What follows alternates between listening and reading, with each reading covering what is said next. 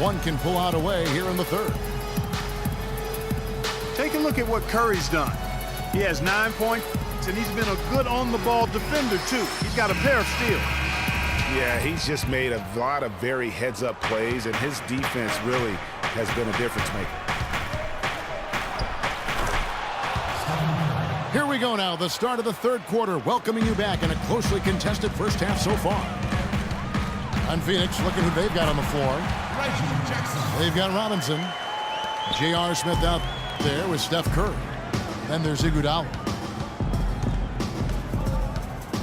Utah was so tough near the end of last season, Greg. They weren't going to make the playoffs, but they did give other teams some trouble. That's a great point. And how about going 19-10 after the All-Star break? Another team that would have been in the playoffs if they were in the East. And they are attacking the rim and getting great results. And how? I mean, they're taking this defense to task, taking them to school. Every one of their last 10 points have come in the paint. And, guys, isn't it great to see a player who works that hard on the glass at both ends? Well said, G. That's the way he has built, his reputation. Clark grinding away, 100% effort all the time. And, Kevin, all that effort pays off. How many of those spectacular putback jams do we see from this guy? A bunch.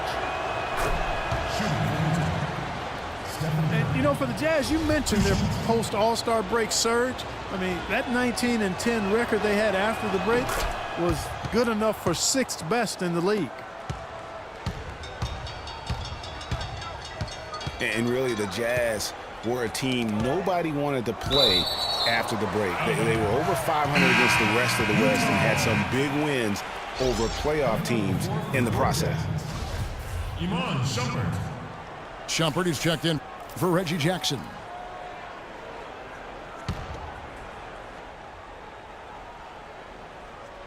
On defense, Phoenix. 3-point lead.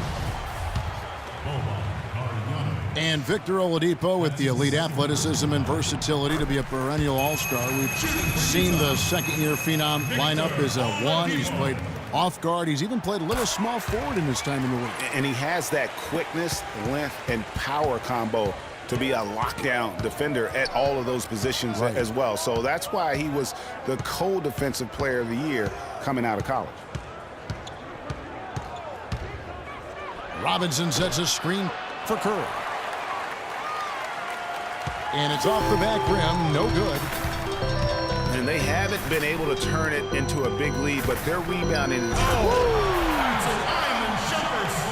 I don't know that this is the time for that kind of flair.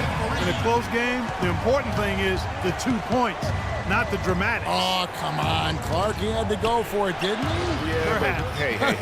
He's an athlete, and I can't fault him for that one, although if he missed it, I might have. Shoots it. Lays it up and banks it in. Curry's got 15 points. They're doing work here in the second half. 3 or 4 to start. A nice start to the second half. Just one miss in their first 5 attempts. Stolen away. Left side, Shumpert. Kicks it to Oladipo. Back to Shumpert. And you can count it. He'll go to the line with a chance to make it 3. They've had assists now on their last 3 baskets. And it's not just their passing, but also the body movement off the ball that's created a lot of those opportunities. KJ McDaniels, he's checked in for Smith. And stolen by Biyombo. Curry with the steal.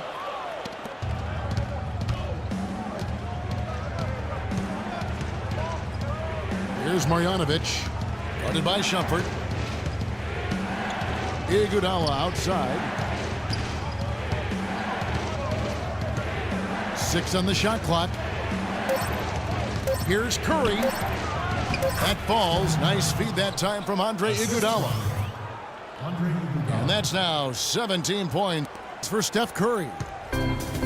Jazz have gone 5 of 6 so far from the field in the second half. Tremendous efficiency. Phoenix had a season of heartbreak last year. So many losses for them on last-second shots. Late-game losses, Greg, buzzer beaters. Yeah, it's sad if you're a Phoenix fan. How many times this team lost at the buzzer? Just close games in general. Of their 42 losses, how about 18 were by 5 points or less? No way to mess that one up, Kevin. I mean, he powered it down with both hands. Not this guy. He is a superb finisher. And when he gets near the hoop, guys, he is a tour de force. Here's Hollis Jefferson. It's in, and he's a very efficient 5 for 6 on the game. You know, trying to think back on all of the last-second losses for the Suns last year, guys. Heck, the Clippers, Milwaukee, Houston, the Grizzlies, Kings, and Warriors. Ouch. So it's both teams making substitutions here. And, you know, what is worse for the Suns in last year's buzzer beaters? A lot of them were from big men. Griffin hits a 3, Cousins hits a deep 2. Big men hitting big shots against them. At least they know it can't be as bad this year.